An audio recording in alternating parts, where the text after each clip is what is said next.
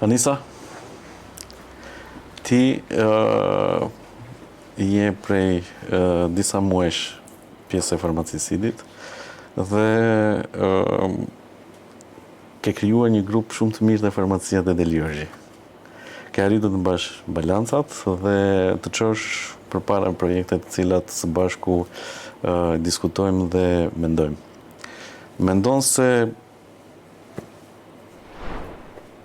roli i farmacistit është i rëndësishëm jo vetëm në aspektin profesional, por dhe atë menaxherial?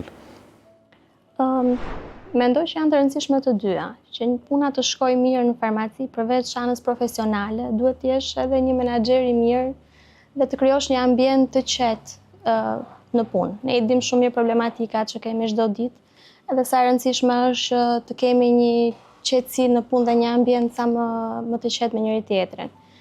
Kështu që mendoj që duhet nga pak të dyja dhe të ruash balancat dhe të mundohesh të menaxhosh të gjitha punët farmaci. Ti je një farmaciste e cila vjen me një eksperiencë disa vjeçare në tregun farmaceutik. Gjithashtu ke dy vajza të cilat janë relativisht në moshë të re, por dhe ato mjaftueshëm të formuara. Mendon se ne, si më të vjetër, duhet japim më shumë në aspektin profesional dhe menaxherial për të drejtuar, orientuar, por dhe për të bërë të ndjen më mirë të rinjt? Unë fakt jam me fat që gocat e reja janë vërtet shumë të përgatitura, sepse theksova dhe më parë që profesionalizmi është shumë i rëndësishëm. Dhe kjo ma bën dhe punën më të lehtë.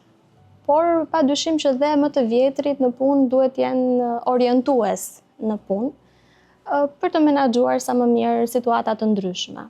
Por profesionalizmi i të rinjve ngelet shumë i rëndësishëm. Domethënë kjo ma bën më të lehtë punën. Në të kundërt nuk e di se si do e arrija ta bëja këtë gjë.